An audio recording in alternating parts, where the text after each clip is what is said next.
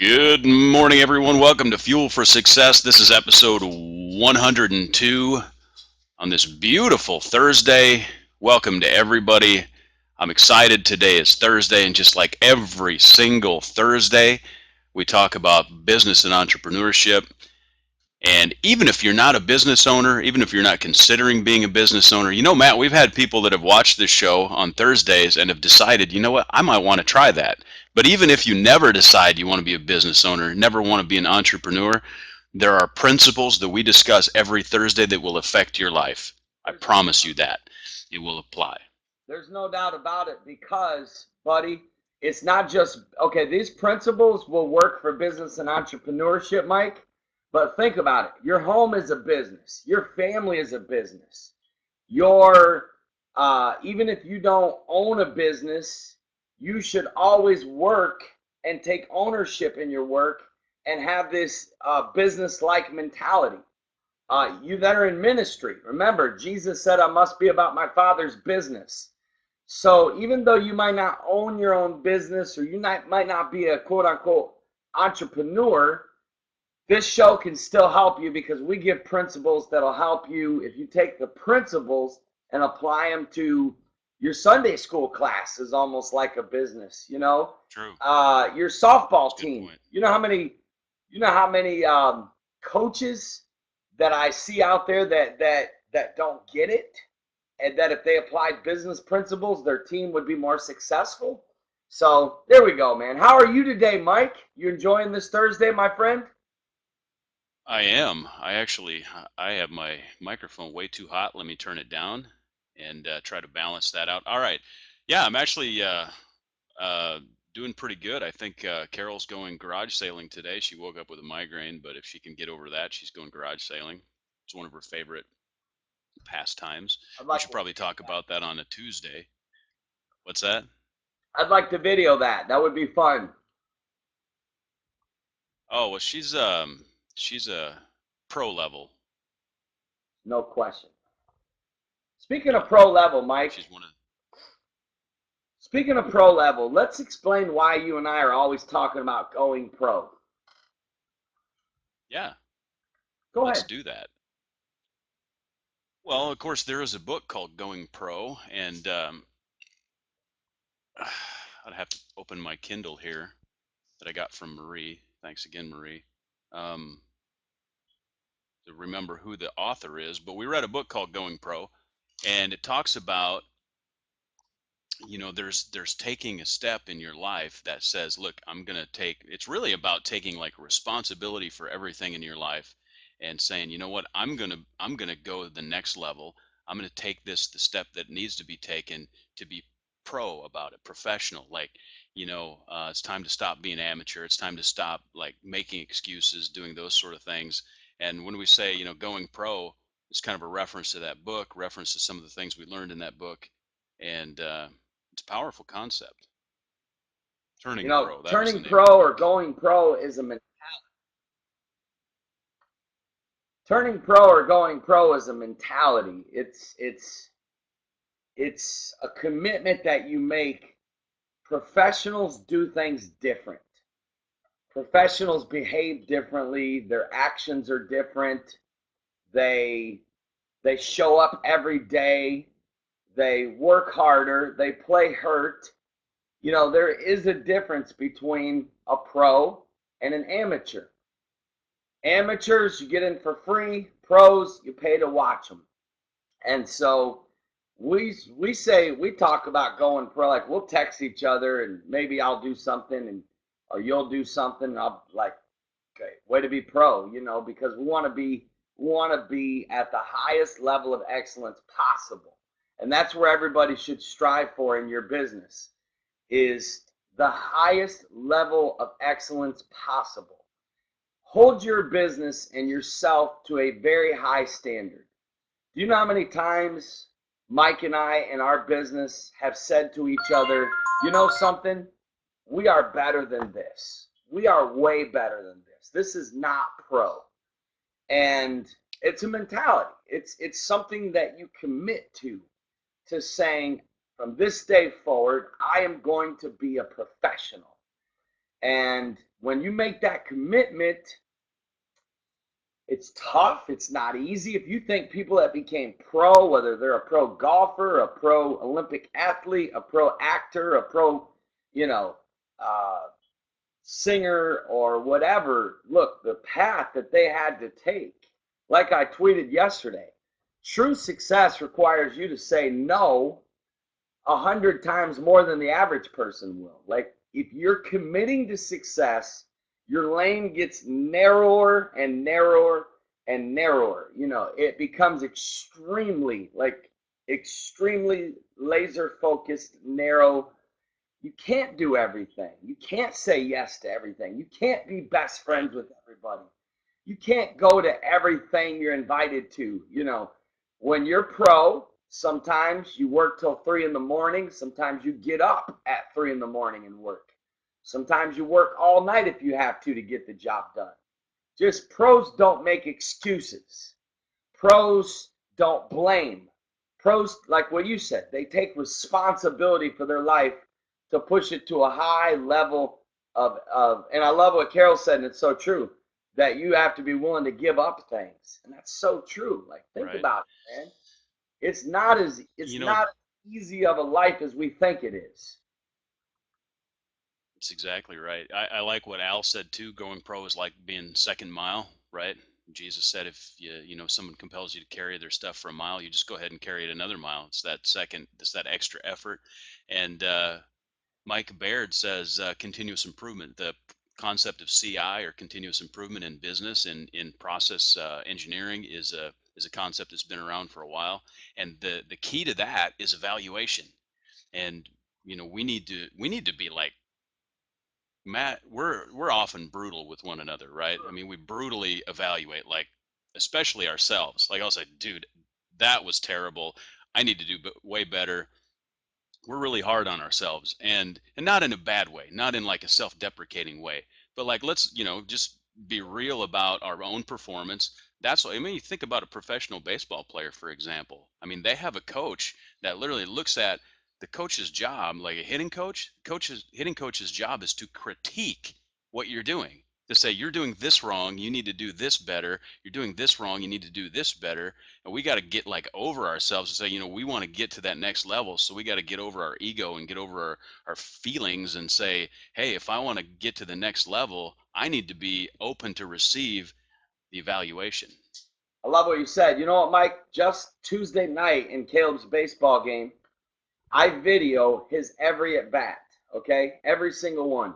When he comes back in the dugout, whether he got a single, a double, whether he popped up, whether he struck out, which he rarely does, um, I say I'll hand him the phone, and it's like automatic. He looks in the phone, he watches his swing, he analyzes it.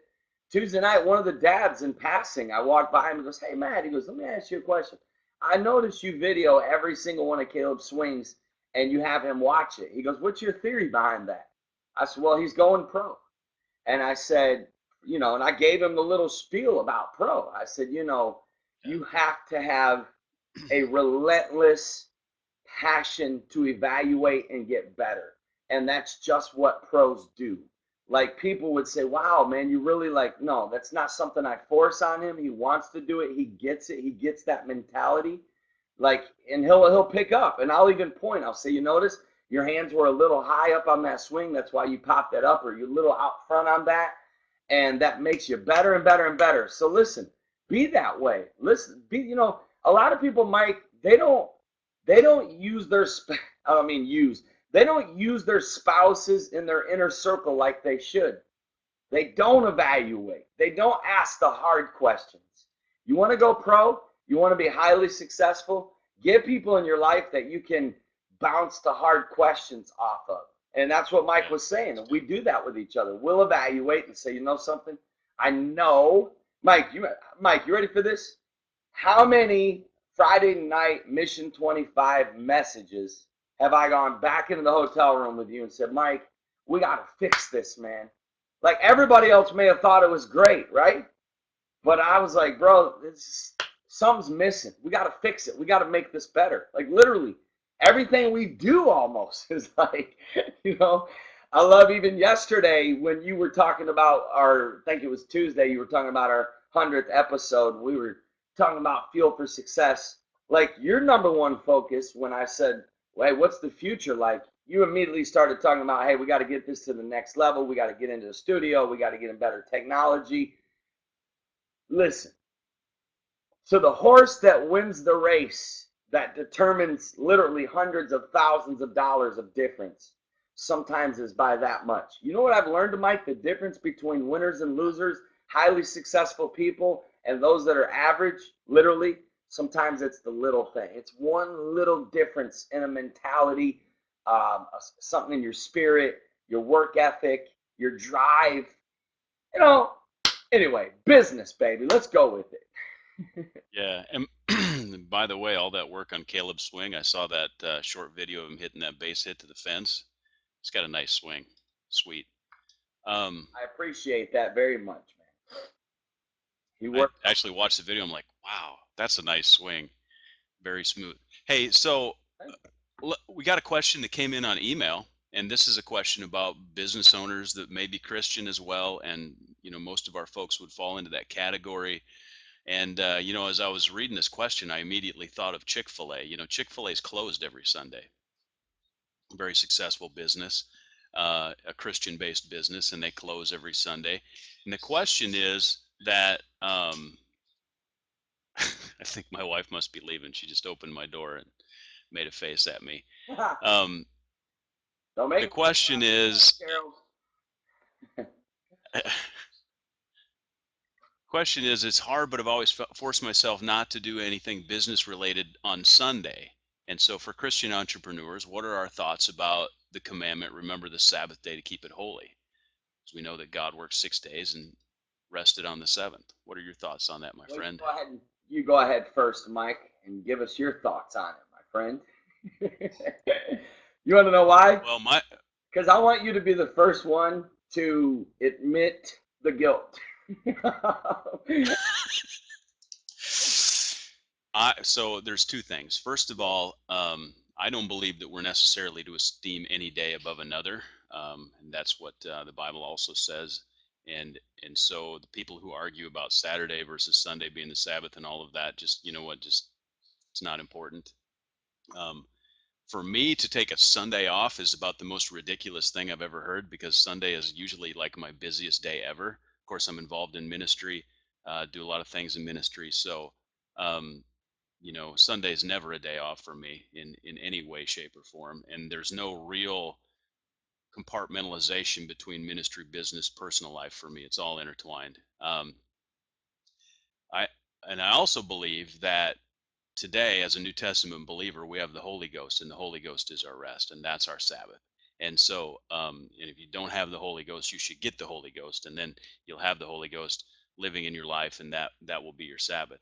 Uh, all that being said, I will say that I absolutely 100% firmly believe in the concept of a Sabbath, and I believe that we should set aside time. And I've actually made it a point in my life, and I think I don't remember what episode it was, weeks ago, about the creative schedule that I'm trying to implement in my life. And in that creative schedule, I've actually set aside uh, a day as a Sabbath, as a rest day, and I call it a Sabbath because um, that's a biblical word. There's a concept associated with it, but it's not necessarily in order to keep the law. It's because God set that principle in place, because God knows the frailties of our body. God knows the needs of our health and the needs of our system. So there's a concept that carries through from the Old Testament. I don't think we need to do that in order to fulfill the law, because the law has been fulfilled already. So, in other words, the concept is there for our own health and for our own well-being, for our own good. And so I think it's important to try to follow the concept, to follow the principle of the Sabbath, and that's a goal that I have for my life so far. Since I have tried to implement this system of having a Sabbath, and in my case, I wanted to do it every Monday, or Friday. I don't remember. I've basically done it once. I've taken one day off this year. So, uh, failed in keeping a Sabbath? That's why I wanted you to go first, my friend, because I knew that when I saw the question, I thought, like, I believe in it. Okay, understand we're all growing and we're all striving. This is part of that going pro. Listen, I believe in the principle of taking one full Sabbath day off, day of rest. I concur with everything Mike said. Is it easy? No, it's not easy. It's really not. And understand this, there are seasons of your life. Like right now, I feel like, and this is to entrepreneurs, there is a season where you get into this momentum and this flow of execution and work, and it's extreme. What makes it even tougher if that work is your passion? Listen, literally, here's how I know you're literally in your true life's calling. When taking a day off feels like a massive sacrifice, that's how I know you're living your passion. Like, I gotta be honest. I'm not a workaholic because I have no problem vacationing. I have no problem hanging with family. You can see that. I have no problem, taking a day. I have It's so hard. Like even to go on a vacation, it feels like a sacrifice to me. Like I feel like I'm making a sacrifice to like take a day off. Does that make sense? Yeah. So to Tammy, no guilt. Don't allow guilt in your life for nothing. Conviction, yes. Conviction brings you to a place of evaluation, and is supposed to ignite change. Do not allow any guilt, though, if for some reason you have to work on a Sunday. It's not the end of the world. You're not going to go to hell. God's not even going to be mad at you. Obviously, you don't want to make it a lifestyle. Just all depends. Sometimes your business may require, for you to, it just literally, there's an exception to the rule. It can't be a lifestyle because you always have to go God first. And obviously, somebody's already been mentioning Chick-fil-A is a perfect example of that. Anyway, my Yeah. friend, And good question. I Good think question. I think uh, yeah, and I think Chick-fil-A's concept is more like so their employees can get to church rather than sort of honoring a Sabbath. Oh, Um, because Sunday's a work day for most of us, for a lot of us. oh, That's for just the reality. those that are in ministry, Sunday's not even close to a Sabbath. That's why I don't believe in Saturday morning outreach. I believe in Monday night outreach. Go to our Soul Winner show and watch that episode. It'll rock your world. Anyways, That's good. hey, can I Hey, throw this so out? Can I just throw a free tip? You know what I've been thinking about? If you're in business and you're in sales or you're selling a service or a product, I literally believe in offering a genuine guarantee, a real guarantee. Now, when people offer a guarantee, there's two things that happen. One, you have to guarantee it. You have to back it up. Two is it causes you to produce at a higher level of quality when you know there's a guarantee. I'll give you an example. You want to know what struck this? I was in Apple this week. I needed to get either a Bluetooth or something because I talk on my phone a lot, right? And believe it or not, it's actually extremely bad for you to do this all day. And this is what most of us do. There is such a thing as a brain tumor that a lot of executives are getting because they're always on their iPhones. No joke. Like there's studies out on this. In fact, um, I'll go as far as to say that the doctor said that's one of the reasons that Bishop Haney got a tumor was because of the phone. Like that's a serious. So I was like looking at every type of like Bluetooth or like hands, you know, whatever. So I have my eye on one, and I'm the kind of person that I like to really think about something before I buy it and really make sure I'm getting the best and whatever. So I'm not an impulse buyer. But the guy almost got me when I was asking him all these questions, and he said, "Look, man, at the end of the day, buy it. You get 14 days to try it out. If you don't like it, bring it back." Like, believe it or not, that is powerful to do in business. To give a guarantee, let people try it out, say, "Look, if you don't like it, bring it back." You know what I'm saying? So I would Yeah. suggest that if you're in business, because this is our business and entrepreneurship show, you're selling a product or a service, go ahead and step up. Either you believe in it or you don't. You don't believe in it enough. Like, in fact, Mike, I'm like at a point where I'm ready to start offering a guarantee on our stuff because I believe in it so much.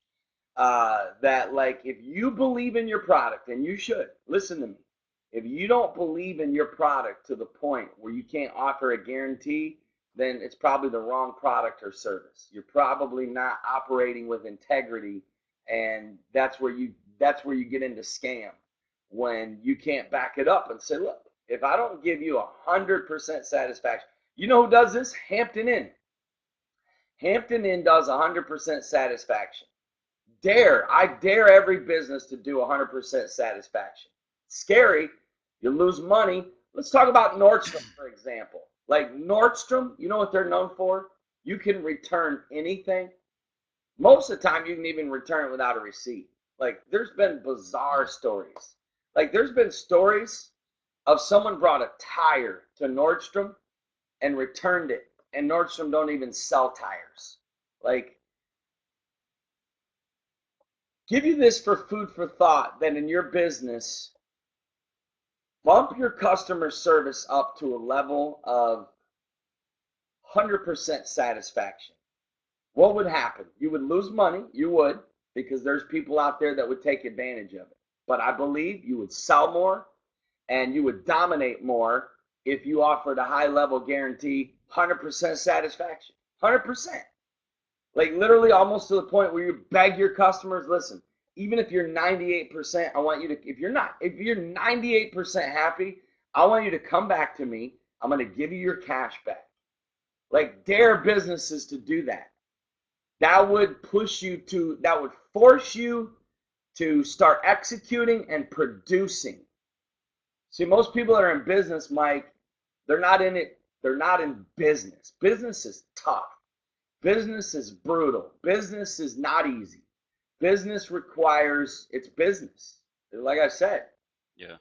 if it requires you to stay up till 10 o'clock, that's business. Don't whine about it. Grab your cup of coffee, roll up your sleeves, and get to work. You know what I'm saying? What's your thought Well, on that's really what that ends up being, a very powerful mechanism for evaluation and feedback. Um, I think it would be foolish to do that without a strong process of evaluation on every return. So if you did get returns, if you did get unsatisfied customers, people that wanted their money back, I would want a process in place to say, okay, now where did we fail? Because I want to fix the process, because that's like someone handing you a piece of gold, saying, here, take this. Oh, let me have that gold because I'm going to use this to improve my product, right? It would be you're almost paying the price of the product back to get the feedback. I'm not sure I would even consider it losing money. uh, it may cost you more than that to do the market research. That's actually a good point. I think most businesses don't listen to their customers. Um, Businesses that are successful become arrogant, almost as if, listen, the day that you develop that type of mentality of arrogancy and, you know, the customer needs you and you can't survive without the customer, listen, the Titanic sunk. You hear me? The Titanic sunk. I'll say it again. Pride goes before a fall. Look, man, I don't care how big you get. I don't care. That's what, like, I'm bothered in my world. Okay, I've been around a lot of successful preachers that, to me, they became successful and they lost touch. You know, they don't go out and shake hands with the people. Come on, are you kidding me? They don't. You go to a banquet and they sit at the head table and they never walk around. Man, when I go to banquets, I don't even eat. I don't even want to eat. I don't want to sit down and eat when there's all these people here that I can be touching and connecting with. I just think, Mike, people that become successful get destroyed by their own success. Be careful of that. Be careful that you don't lose touch. For example, a lot of business owners, are completely out of touch with their employees, the process. They don't realize, they just give orders and they don't realize how challenging it is to fulfill it, because all they're doing is sitting in an office. I believe sometimes you got to get in the field. This can be applied in so many different. This can be applied as far as pastors that like make their people go out in the streets while they sit in the office. That's craziness. That is that is the purest definition of craziness, in my opinion. For a business owner to develop arrogancy or pride or success. Okay, I want to be successful. There's no question about it. But I never want to get to the place in my life where I ever can't hang with the common people. You know what I mean? And I see this a lot. Yeah. I see people become celebrities or they become highly successful and they forget where they came from and they forget who they really are. And they forget that that can all be taken away in a second. You hear me? How many unbelievably powerful people have we seen collapse, lose their fame, lose their wealth? That's a humbling experience, but a lot of times there's a reason for that, and you got to be careful. In fact, I got a book, man, that I think every leader should read. It's called The Man That Could Do No Wrong. Whew, it's a pretty Mm. good book. It'll eat you up, man. Be careful. Just be careful. That's just a little inspiration for all you that are in highly successful businesses. People that like get extremely wealthy, their business breaks through, and then they start violating what made them successful. Here it is. You ready? No matter what, you can never stop doing what made you successful. Never. If you stop doing what made you successful, there is a leak in the Titanic, and before long it will sink.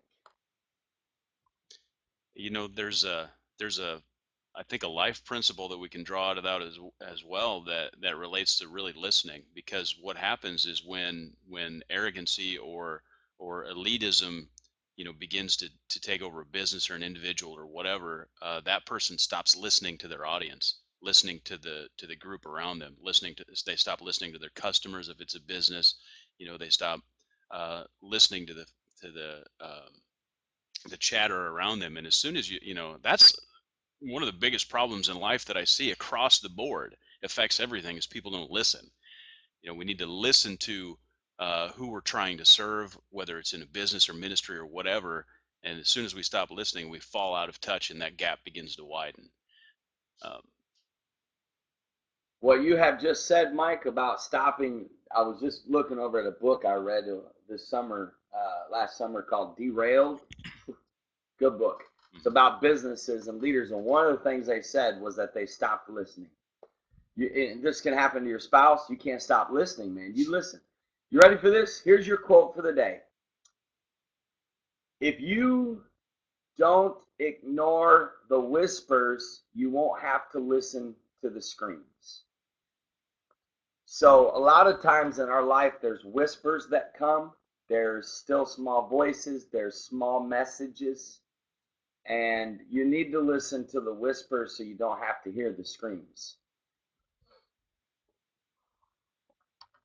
I Uh, like that.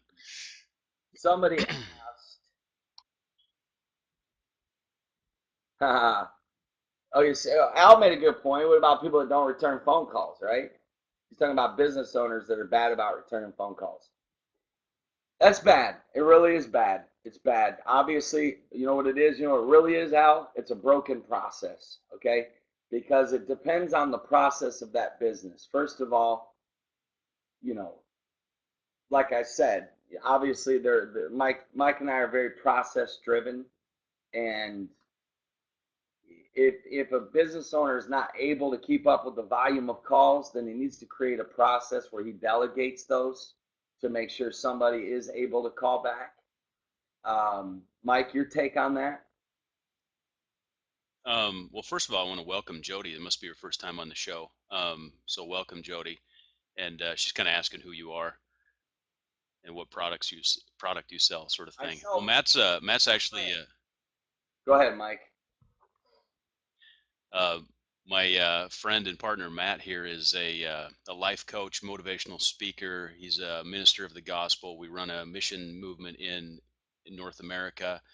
And he's also an author. So he's got a juicing book, spiritual warfare book, several other things. So, so Ah, hope that helps, Jody. And again, welcome. but Jody, I do appreciate you being on the show. I'm very honored that you took the time to be on with us today. Um, a lot of products and services, really, that we sell. Products. We're a we're a business that does a lot of services, training, consulting, coaching, speaking, mission trips, books, training process. But I appreciate you coming on. Mike, I can't believe our show's already gone past 30 minutes. It went by fast today. Thank you guys so much for taking time out of your schedule to watch with us. We're here every Thursday to talk about business and entrepreneurship. You're always welcome to watch later on the archives. You can go to iTunes and download these podcasts. You can go to YouTube and watch them, or you can go to fuelforsuccess.tv. We'll be looking forward to seeing you tomorrow morning at 9 a.m. to talk about family and relationships. So thank you guys so much. Mike, be calling you here in a few minutes, buddy. Head on backwards, rocking it on a Thursday. See y'all. Love you. It is. Today I could go till midnight and never take a break, and I might. God bless. Tear it up, guys.